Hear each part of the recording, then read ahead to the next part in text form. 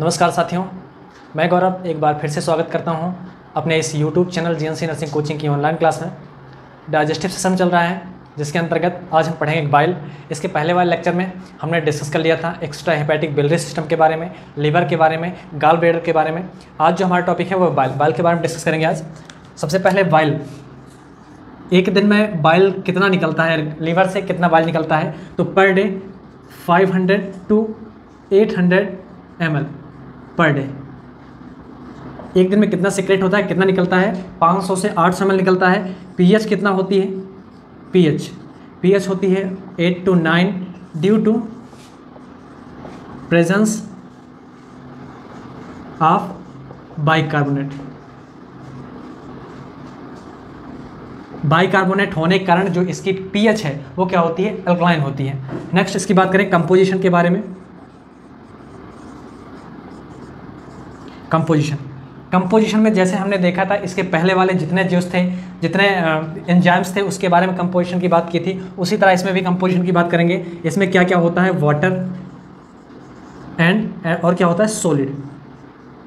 जो वाटर होता है इसमें वाटर की मात्रा कितनी होती है, 97.4%। और जो अपना सॉलिड होता है वो होता है इसमें सॉलिड होता है 2.6%। कितना होता है सॉलिड, 2.6%। अब सॉलिड को फिर से डिवाइड करके जैसे सभी में देखा था, इसमें ऑर्गेनिक कंपोनेंट्स कुछ होते हैं और कुछ इसमें इनऑर्गेनिक होते हैं। सबसे पहले ऑर्गेनिक की बात करें, ऑर्गेनिक सब्सटेंस या ऑर्गेनिक मॉलिक्यूल्स इधर होते हैं इनऑर्गेनिक, इनऑर्गेनिक सब्सटेंस। इनऑर्गेनिक में क्या होता है इसके अंदर, इनऑर्गेनिक इसमें अंदर होता है पोटेशियम, सोडियम होता है, पोटेशियम होता है, क्लोराइड होता है, chloride, sodium, potassium, chloride. Next bicarbonate. Inorganic में अंदर क्या पाया जाता है, 4 सब्सटेंस पाए जाते हैं और सबसे ज़्यादा मैक्सिमम अमाउंट में क्या होता है, बाइकार्बोनेट मैक्सिमम अमाउंट में बाइकार्बोनेट पाया जाता है। अगर क्वेश्चन पूछा जाता है इन सारे कंपोनेंट्स में से सबसे ज़्यादा कौन सा कंपोनेंट, सबसे ज़्यादा किसकी मात्रा ज़्यादा होती है, तो वो कौन सा होता है, बाइकार्बोनेट। अगर बाइकार्बोनेट आंसर देना हो तो क्या आएगा, सोडियम आएगा। यानी दूसरा नंबर प्रायोरिटी किसकी रहेगी, प्रायोरिटी बाइकार्बोनेट की रहेगी, सेकंड प्रायोरिटी क्या रहेगी, सोडियम रहेगी। ऑर्गेनिक के अंदर अब डिस्कस करते हैं। ऑर्गेनिक के अंदर हमने देखा सबसे पहले 500 से 800 ml पर डे निकलता है। इसका pH 8 से 9 होता है क्योंकि इसके अंदर बाइकार्बोनेट होता है। नेक्स्ट कंपोजिशन की बात की, इसमें जैसे सभी में पाए जाते हैं, सभी एंजाइम्स में पाए जाते हैं, वाटर पाए जाते हैं, सॉलिड पाए जाते हैं। उसी तरह बाइल में भी क्या क्या पाया जाता है, वाटर और सॉलिड। वाटर कितना परसेंट होता है, 97.4 और सॉलिड कितना है, 2.6। और इस सॉलिड को अलग अलग फिर से डिवाइड किया है तो ऑर्गेनिक और इनऑर्गेनिक सब्सटेंस इसमें पाए जाते हैं। इनऑर्गेनिक के अंदर सोडियम, पोटेशियम, क्लोराइड, बाइकार्बोनेट और सबसे ज़्यादा किसमें क्या पाया जाता है, बाइकार्बोनेट इसके अंदर पाया जाता है। अब ऑर्गेनिक की बात करते हैं यहाँ पर।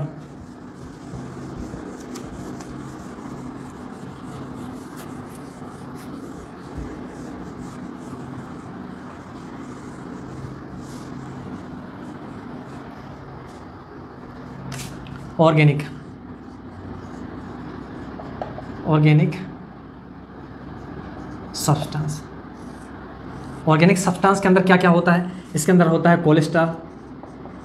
कोलेस्ट्रॉल, इसके अंदर होता है बाइल पिगमेंट,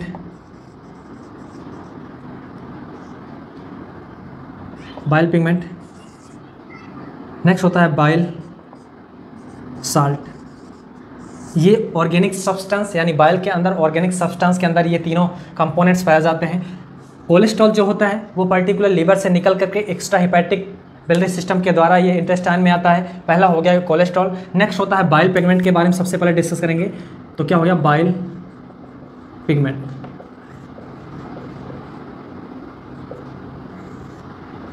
बाइल पिगमेंट के बारे में सबसे पहले डिस्कस करेंगे। तो बाइल पिगमेंट क्या होता है, नॉर्मली आरबीसी का डिस्ट्रक्शन होता है, उससे बनता है बिलिवर्डिन। जो आरबीसी है, आरबीसी जब टूटती है तो इसका बेस्ट प्रोडक्ट क्या बनता है, बिलिवर्डिन। जब आरबीसी टूटती है, आरबीसी से हीमोग्लोबिन, हीम से आगे फिर पोरफायरिन बना, पोरफायरिन से बिलिवर्डिन, बिलिवर्डिन से बिलिरुबिन। तो इसकी पूरी प्रोसेस है, इसको हम आगे डिस्कस करेंगे। यहाँ पर अभी इतना जानेंगे कि जो अपना आरबीसी होता है, आरबीसी जब टूटता है तो उसका बेस्ट प्रोडक्ट क्या बनता है, बिलिरुबिन। अब बिलिरुबिन को अपने बॉडी से एक्सक्रीट कराना है, और वो किसमें घुला होता है, वो किसके अंदर होता है, बाइल के अंदर होता है, इसीलिए कह रहे हैं, क्या कह रहे हैं, बाइल पिगमेंट। तो सबसे पहले इसके बारे में डिस्कस करेंगे। यहाँ पर क्या होता है, मान लीजिए ये क्या है, स्प्लीन, स्प्लीन है, और इसे कहते हैं ग्रेवयार्ड ऑफ आरबीसी, कब्रगाह। इसे कहते हैं कब्र, आरबीसी कब्र इसलिए कहते हैं क्योंकि सबसे ज़्यादा डिस्ट्रक्शन किसके अंदर होता है, स्प्लीन के अंदर होता है। तो स्प्लीन के अंदर डिस्ट्रक्शन होने के बाद इसमें मॉलिक्यूल्स किसके आ जाएंगे, इसमें आ जाएंगे मॉलिक्यूल्स बिलिरुबिन के, बिलिरुबिन के मॉलिक्यूल्स आ जाएंगे। और बिलिरुबिन मॉलिक्यूल्स आने के बाद क्या इसी में रहेगा, इसमें नहीं रहेगा, ये आगे ट्रेवल करेगा। ये ट्रेवल किस में करेगा, यहाँ से पर्टिकुलर स्प्लीन से एक वेन निकलती है जिसका नाम है splenic when, splenic when, splenic when मिलती है। स्प्लीनिक वेन आगे चल करके ये किसको कनेक्ट कर लेती है, सुपीरियर इंफीरियर मेसेंट्रिक वेन को, और आगे मिलकर क्या बनाती है, पोर्टल वेन बनाती है। अब ये पोर्टल वेन कहाँ पर जाकर खुलेगी, ये खुलेगी अपने लीवर के अंदर।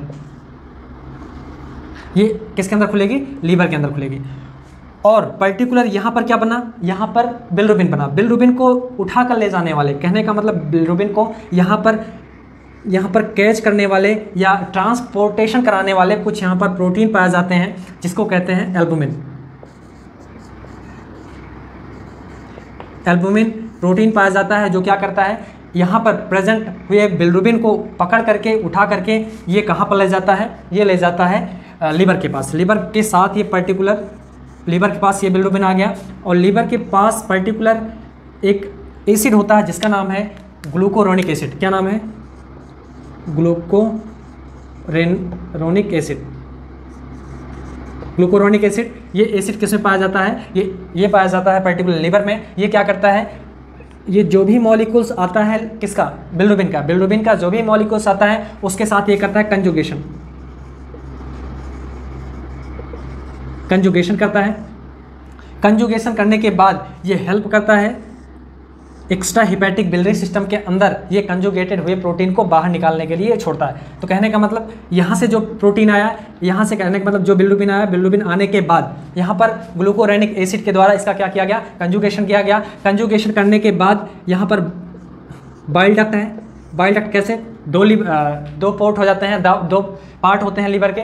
सबसे पहले right lobe of liver, next left lobe of liver. दोनों लोब से पर्टिकुलर दो डक्ट आती हैं जिसका नाम है right hepatic duct, left hepatic duct. दोनों मिलकर के बनाती हैं common bile duct, common hepatic duct. Common hepatic duct आगे सिस्टिक डक्ट से मिलकर क्या बनाती है, कॉमन बाइल डक्ट। तो यहाँ पर हम सिर्फ लिख दे रहे हैं कॉमन बाइल डक्ट या बाइल डक्ट। ये किसके अंदर सारा सिक्रेशन छोड़ेगा, या जो यहाँ पर जो भी बिलिरुबिन कंजुगेट, यहाँ पर जो भी कंजुगेट होकर बिलिरुबिन आगे बढ़ेंगे उसे क्या कहेंगे हम, conjugated bilirubin, conjugated bilirubin.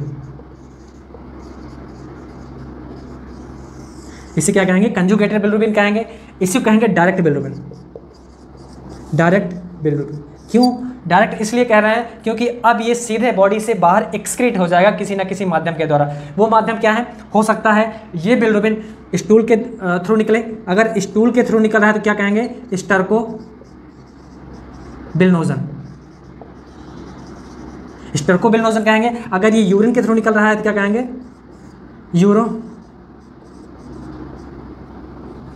Urobilinogen,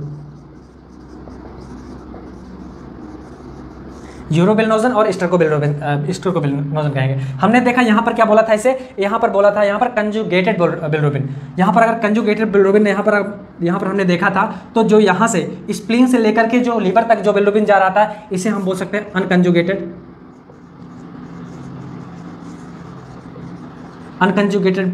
bilirubin. Next free bilirubin.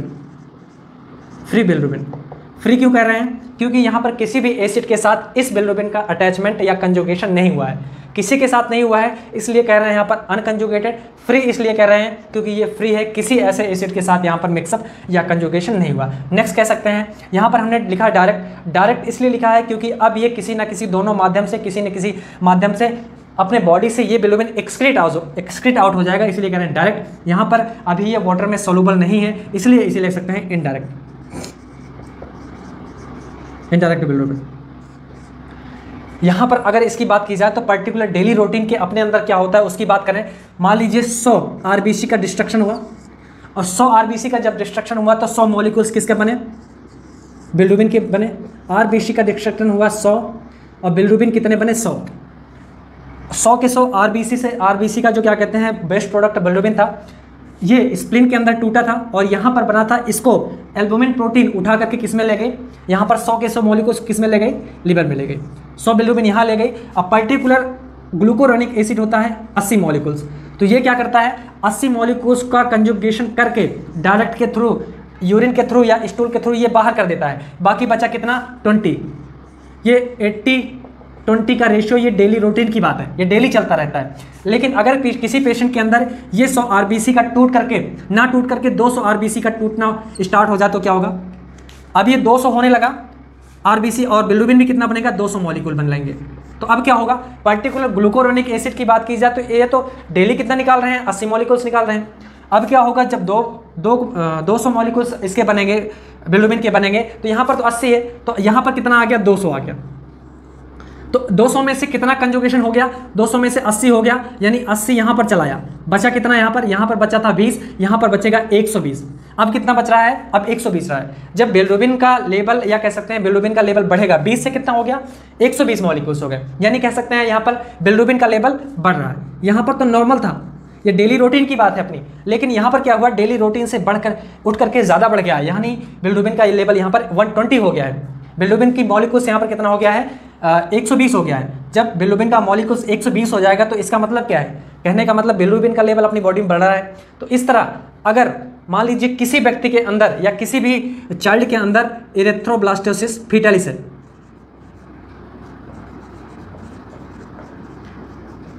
Erythroblastosis fetalis, ऐसा बच्चा जो कि इरेथ्रोब्लास्टोसिस फीटालिस के साथ पैदा हुआ है, उसमें क्या होगा, आरबीसी का डिस्ट्रक्शन ज़्यादा होगा। जब आरबीसी का डिस्ट्रक्शन ज़्यादा होगा तो 100 की बजाय 200-400 मॉलिक्यूल्स हीमोग्लोबिन के बनेंगे, बिलिरुबिन के बनेंगे। जब इतना मॉलिक्यूल्स बनेगा तो वहाँ पर कंजुगेशन करने के लिए जो एसिड है वहाँ पर तो सर्टेन है, निश्चित है कितना ही निकलेगा। तो होगा क्या, यहाँ पर बिलिरुबिन का अमाउंट जो है बढ़ेगा, और वो कौन से बिलिरुबिन का बढ़ेगा, वो बढ़ेगा अनकंजुगेटेड या इनडायरेक्ट। यहाँ पर यानी किसी व्यक्ति के अंदर अगर ज़्यादा से ज़्यादा आरबीसी का डिस्ट्रक्शन हो रहा है तो उसमें कौन सा बिलिरुबिन बढ़ेगा, उसमें अनकंजुगेटेड बढ़ेगा। तो यानी अनकंजुगेटेड बढ़ेगा या इनडायरेक्ट बढ़ेगा।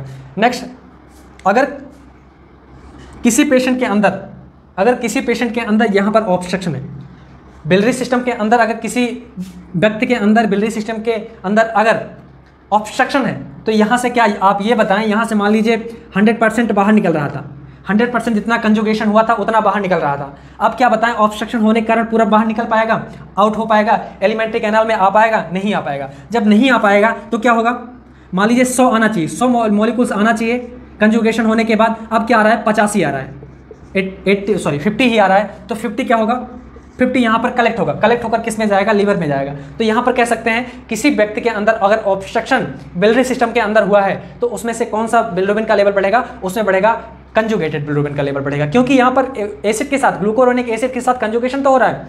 लीवर से ये मतलब नहीं, लीवर का काम जो था उसने कर दिया, लेकिन आगे रास्ते में रुकावट होने के कारण उस बिलिरुबिन का लेवल बढ़ रहा है, क्योंकि वहाँ पर रुकावट है और आगे बिलिरुबिन नहीं जा पा रहा है, इसलिए यहाँ पर किसका लेवल बढ़ रहा है, कंजुगेटेड बढ़ रहा है। यहाँ हो गया, हमने देखा सबसे पहले किसी व्यक्ति के अंदर अगर इरेथ्रोब्लास्टोसिस या इरेथ्रोसाइट या कह सकते हैं आरबीसी का डिस्ट्रक्शन नॉर्मल से ज़्यादा हो रहा है तो उसके अंदर कौन सा बढ़ेगा, अनकंजुगेटेड बढ़ रहा है। किसी व्यक्ति के अंदर अगर ऑब्स्ट्रक्शन हुआ है उसके बिलियरी सिस्टम में तो कौन सा बढ़ेगा, कंजुगेटेड बढ़ेगा। अगर किसी व्यक्ति के अंदर यहाँ पर ऑब्स्ट्रक्शन है, यानी हिपैटिक से पहले, यहाँ पर हमने दोनों की बात कर ली। अब यहाँ अगर जॉन्डिस की बात करें तो जॉन्डिस में 3 प्रकार के जॉन्डिस होते हैं। एक होता है pre hepatic, second hepatic, third post hepatic. ये तीनों बिलिरुबिन या जॉन्डिस के बारे में हो गए। जॉन्डिस के टाइप हो गए। प्री हिपैटिक में क्या होगा, अगर हिपैटिक से पहले यानी स्प्लीन से लीवर तक जाने वाली जो डक्ट है या जो वेन है इसमें कहीं ना कहीं ऑब्स्ट्रक्शन है, तो यहाँ से जो बिलिरुबिन है यहाँ से लीवर तक नहीं जा पाएगा, तो उसे क्या कहेंगे, प्री हिपैटिक जॉन्डिस। इसमें किसका लेवल बढ़ेगा, अनकंजुगेटेड या इनडायरेक्ट, क्योंकि यहाँ तक नहीं पहुँच पाएगा इसलिए इसका लेवल बढ़ेगा। नेक्स्ट बात करें हिपैटिक के अंदर, अगर हिपैटिक जॉन्डिस है तो उसमें दोनों का लेवल बढ़ सकता है, या तो उसमें डायरेक्ट बढ़ सकता है या इनडायरेक्ट, दोनों का बढ़ सकता है। क्यों, क्योंकि ये डिपेंड करता है कि कितना सफ़र कितना इफेक्ट है, कितना प्रभावित हुआ है ये लीवर के प्रभावित होने के हिसाब से इसको देखा गया है। तो यहाँ पर डायरेक्ट और इनडायरेक्ट दोनों का बढ़ सकता है, डायरेक्ट और इनडायरेक्ट दोनों बिलिरुबिन का लेवल बढ़ सकता है। डायरेक्ट कैसे बढ़ेगा, मान लीजिए लीवर में यहाँ से स्प्लीन से लेवल लेकर लीवर तक जो बिलिरुबिन आना था वो तो आ गया, अब यहाँ पर कंजुगेशन भी हो गया, कंजुगेशन हो गया, लेकिन कंजुगेशन के बाद यहाँ पर कुछ ऐसे पार्ट हैं जो कि सीक्रेट उस बिलिरुबिन का नहीं कर पा रहे हैं। कंजुगेशन तो अच्छी तरीके से ग्लूकोरोनिक एसिड के द्वारा हो गया, लेकिन अब अच्छे से क्या कर रहे हैं, अच्छे से अब ये सीक्रेट नहीं कर पा रहे हैं, यानी सीक्रेट इस डक्ट में नहीं कर पा रहे हैं इस लीवर के द्वारा। उसे क्या कहेंगे, उसे हम कह सकते हैं उस टाइम हमारा डायरेक्ट का लेवल बढ़ेगा। इनडायरेक्ट कब बढ़ सकता है, मान लीजिए ये ग्लूकोरेनिक एसिड की कुछ सेल हैं जो कि ग्लूकोरेनिक एसिड नहीं सीक्रेट कर पा रही हैं, तो क्या आप बताएं इसका कंजुगेशन अच्छी तरीके से हो पाएगा। जब कंजुगेशन अच्छी तरीके से नहीं हो पाएगा तो किसका लेवल बढ़ेगा, अनकंजुगेटेड बिलिरुबिन का लेवल बढ़ेगा। तो हमने देखा प्री हिपैटिक और हिपैटिक के अंदर दोनों का लेवल बढ़ सकता है। प्री हिपैटिक के अंदर सिर्फ अनकंजुगेटेड का बढ़ेगा, अब पोस्ट हिपैटिक के अंदर किसका लेवल बढ़ेगा, कंजुगेटेड बिलिरुबिन का लेवल बढ़ेगा। हमने यहाँ इसकी चर्चा कर ली। नेक्स्ट बात करते हैं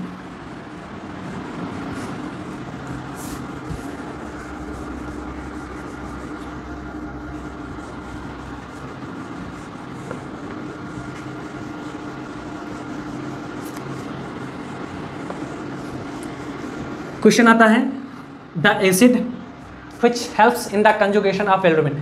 ऐसे एसिड का नाम बताएं जो कि कंजुगेशन में हेल्प करते हैं या बिलिरुबिन के कंजुगेशन में काम आते हैं, उसका क्या नाम है, glucuronic acid. This is the acid which helps in the conjugation of bilirubin. Next, the protein which help in the transportation of bilirubin from spleen to liver. ऐसे प्रोटीन का नाम बताएं जो कि स्प्लीन से लेकर के लीवर तक उस बिलिरुबिन को ले जाने में काम आता है, उसका नाम है एल्बुमिन। नेक्स्ट क्वेश्चन आता है, एक बच्चा जो कि इरेथ्रोब्लास्टोसिस फीटालिस से सफ़र कर रहा है, उसके अंदर कौन सा लेवल, उसके अंदर किस चीज़ का लेवल ज़्यादा बढ़ेगा, direct bilirubin, indirect bilirubin, creatinine, urea. ऐसे कई ऑप्शन आ जाएंगे, 4 ऑप्शन आएंगे, तो उसमें कौन सा बढ़ा रहेगा, अनकंजुगेटेड। अनकंजुगेटेड का कैसा पढ़ा था, हमने अभी डिस्कस किया था। अगर किसी पेशेंट के अंदर ऑब्स्ट्रक्टिव या पोस्ट हिपैटिक जॉन्डिस हुआ है तो उसके अंदर उस जॉन्डिस में किस चीज़ का लेवल, कौन से बिलिरुबिन का लेवल ज़्यादा बढ़ा मिलेगा, उसके अंदर डायरेक्ट बिलिरुबिन का लेवल ज़्यादा बढ़ेगा। नेक्स्ट बात करें, अगर किसी पेशेंट के अंदर हिपैटिक जॉन्डिस हुआ है उसके अंदर की बात करें तो उसके अंदर जॉन्डिस होने के कारण या जॉन्डिस जब हुआ है तो उसमें दोनों बढ़ सकता है, इनडायरेक्ट और डायरेक्ट दोनों बढ़ सकता है। तो हमने बाइल पिगमेंट के बारे में डिस्कस कर लिया। नेक्स्ट बात करते हैं बाइल साल्ट के बारे में। नेक्स्ट हमारा टॉपिक होगा बाइल साल्ट। यहाँ पर बाइल पिगमेंट हो गया, नेक्स्ट बात करते हैं बाइल साल्ट।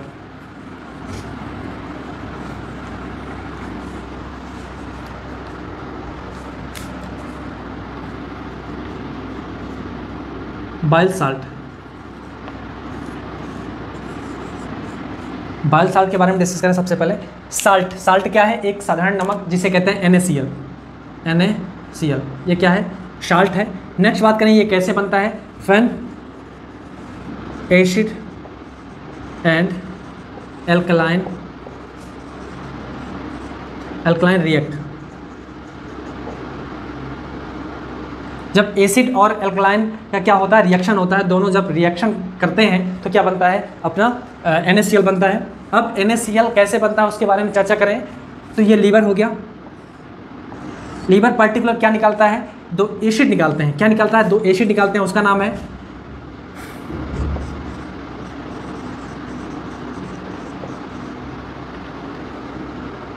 टोरिकोलिक एसिड,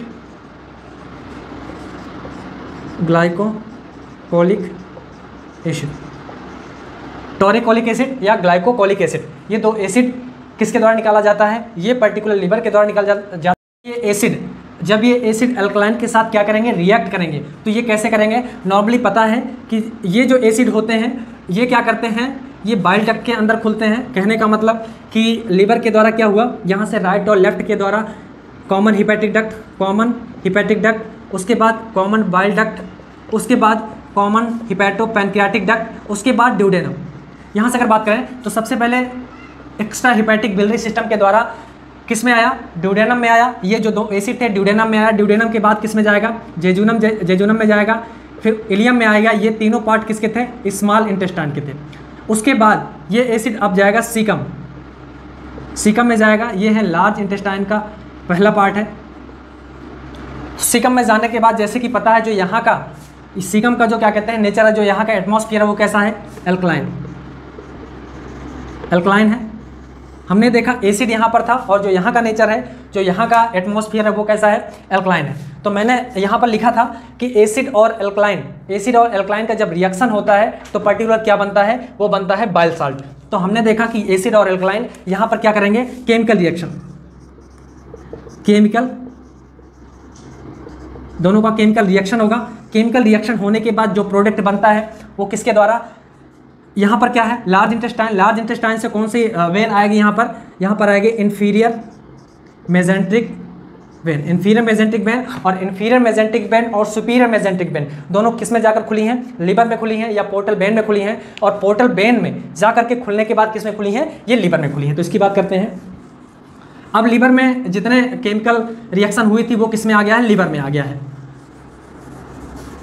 तो लिवर से पर्टिकुलर 2 साल्ट निकलते हैं, 2 बाइल साल्ट निकलते हैं, जिसका नाम है, यहाँ पर केमिकल रिएक्शन होने के बाद 2 साल्ट यहाँ पर देखने को मिलता है, सोडियम पोटेशियम टोरेकोलेट। नेक्स्ट मिलता है सोडियम पोटेशियम ग्लाइकोकोलेट, यानी हमें क्या मिला, देयर आर 2 बाइल साल्ट। कितने बाइल साल्ट हैं, 2 बाइल साल्ट पाए गए हैं। पहला क्या है, पहला है सोडियम पोटेशियम टोरेकोलेट, नेक्स्ट क्या है, सोडियम पोटेशियम ग्लाइकोकोलेट। 2 यहाँ पर हमें बाइल साल्ट मिले। और इस बाइल साल्ट का काम क्या है एक्चुअल में, यहाँ पर लिखें फंक्शन। फंक्शन क्या काम करता है, यहाँ पर फंक्शन की बात करें, सबसे पहला बाइल साल्ट जो है emulsification of fat, emulsification of fat का इमल्सिफिकेशन करता है। ये क्या करता है, नॉर्मली अगर देखा जाए तो जो बाइल या जो फैट होता है, फैट ये क्या होता है, insoluble in water, insoluble in water, insoluble water में होता है। इसका क्यों इनसोल्यूबल होता है, क्योंकि सरफेस टेंशन क्या होती है, इसकी ज़्यादा होती है। फैट की सरफेस टेंशन ज़्यादा होने के कारण ये जो फैट है, फैट सोल्यूबल वाटर में नहीं है। नेक्स्ट बात करें इमल्सिफिकेशन के द्वारा, इमल्सिफिकेशन, जब इसका इमल्सिफिकेशन होता है तो क्या होता है, जो फैट होता है, फैट को वाटर सोल्यूबल बनाया जाता है, वाटर सोल्यूबल बनाया जाता है। इसकी सरफेस टेंशन को कम किया जाता है, जिसके बाद जो फैट है, फैट वाटर में सोल्यूबल हो जाता है। तो ये क्या करता है, ये पर्टिकुलर बाइल साल्ट फैट को वाटर सोल्यूबल बनाता है। और ये क्या करता है, जब वाटर सोल्यूबल हो जाएगा तो इंटेस्टाइन के द्वारा अच्छे से अब्जॉर्ब हो जाएगा। तो पहले इमल्सिफिकेशन ऑफ फैट। नेक्स्ट बात करें help in the absorption of fatty acid. Fatty acid को अब्जॉर्प्शन करने में भी इसका बहुत बड़ा योगदान है, या बाइल साल्ट का बहुत बड़ा योगदान है। क्या करता है, ये बाइल साल्ट आसानी से स्मॉल इंटेस्टाइन के अंदर आसानी से बाइल साल्ट का अब्जॉर्प्शन हो जाता है। आसानी से अब्जॉर्प्शन होने के कारण जो आसानी से अब्जॉर्प्शन हो जाता है, जो फैटी एसिड है इसका मॉलिक्यूल्स थोड़ा सा बड़ा होता है। तो क्या करता है, पर्टिकुलर फैटी एसिड को ये जो बाइल साल्ट है ये अपने अंदर, या कह सकते हैं इसमें मिक्सअप होकर के इंटेस्टाइन के अंदर अच्छे से अब्जॉर्प्शन होने के लिए ये काम आता है फैटी एसिड के लिए। नेक्स्ट ये हो गया help in absorption of fat. Next हो गया इमल्सिफिकेशन ऑफ फैट। नेक्स्ट इसके अंदर बात करते हैं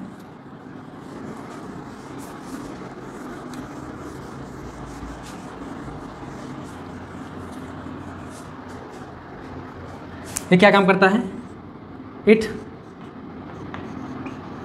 increase the movement of GI, या इंटेस्टाइन के मूवमेंट को बढ़ाता है, पेरिस्टाल्सिस मूवमेंट को बढ़ाता है। जब पेरिस्टाल्टिक मूवमेंट को बढ़ाता है तो क्या होता है, इट रिलीव फ्रॉम कॉन्स्टिपेशन, ये कॉन्स्टिपेशन से बचाता है, क्योंकि यहाँ पर इंटेस्टाइन को अच्छे से मूव कराने के लिए, पेरिस्टाल्सिस मूवमेंट को अच्छे से कराने के लिए जो बाइल साल्ट है बहुत बड़ा योगदान देता है। नेक्स्ट बात करें इसके अंदर ये क्या काम करता है, it prevent to be cholelithiasis, gall stone होने से बचाता है।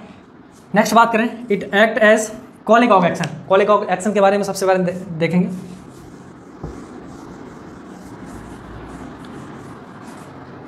कोलेगॉग एक्शन, कोलेरेक्टिक एक्शन, पहले कोलेरेक्टिक एक्शन। ये कोलेरेक्टिक एक्शन क्या होते हैं? ये जो बाइल साल्ट होता है ये पर्टिकुलर लीवर को स्टिमुलेट करता है। ये जो बाइल साल्ट है क्या करता है? लीवर को स्टिमुलेट करता है। क्या कराने के लिए? बाइल को एक्सक्रेशन, बाइल का सिक्रेशन कराने के लिए। कह सकते हैं it is a action, it is a action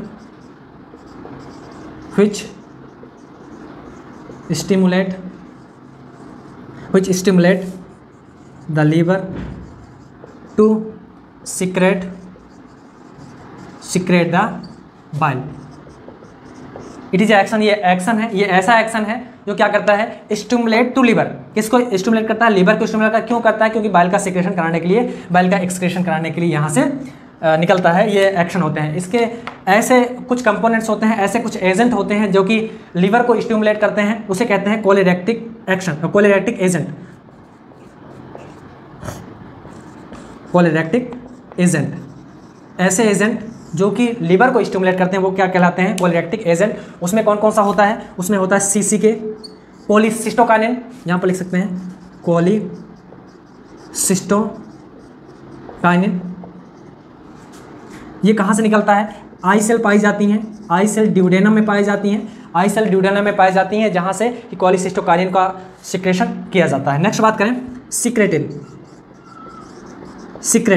secretin ये यहाँ पर पाई जाती हैं पर्टिकुलर एस सेल ड्यूडेनम के अंदर पाई जाती हैं, और वहाँ से क्या किया जाता है? पर्टिकुलर सिक्रेटिन का एक्सक्रेशन किया जाता है, सिक्रेशन किया जाता है। ये किस पर एक्ट करती हैं? लिवर पर एक्ट करती है। क्या कराने के लिए? इसका स्टिमुलेट करती है, स्टिमुलेट करने के लिए, लिवर को स्टिमुलेट करने के लिए। क्यों? क्योंकि बाइल का सिक्रेशन किया जा सके।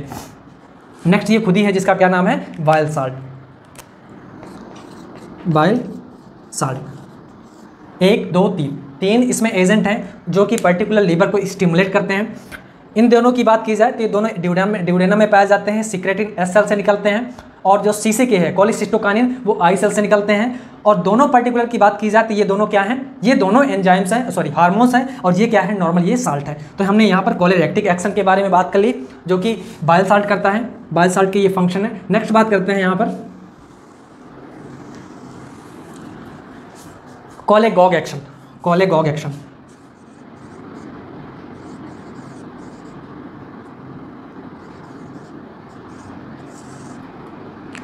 कोलेगॉग एक्शन ये क्या होता है?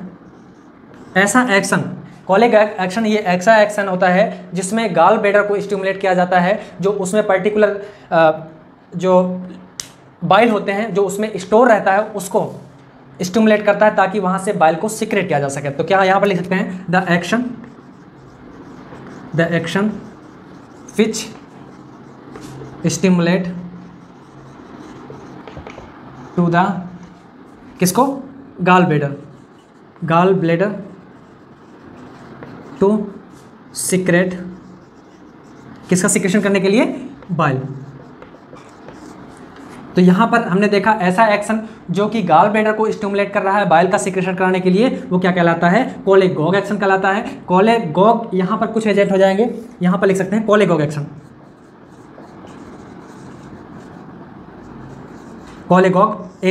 कोलेगॉग एजेंट पे फिर से वही है, सीसीके, कोलिसिस्टोकाइनिन, सिक्रेटिन और बाइल साल्ट। ये तीनों हेल्प करते हैं अपने लीवर और गाल ब्लैडर दोनों को स्टिमुलेट करने के लिए ताकि उसमें से बाइल का सिक्रेशन किया जा सके। ये हो गई अपनी बात बाइल साल्ट के बारे में। हमने फुल डिस्कस कर लिया बाइल साल्ट के बारे में और बाइल पिगमेंट के बारे में और जो इसके फंक्शन है उसके बारे में। आशा करता हूँ कि आज के लेक्चर में जो कुछ भी पढ़ाया गया होगा वो ज़रूर समझ में आया होगा। अगर आया हो तो वीडियो को लाइक करें, हमारे चैनल को सब्सक्राइब करें और अपने दोस्तों के साथ ज़्यादा से ज़्यादा इस वीडियो को शेयर करें। Thanks to all.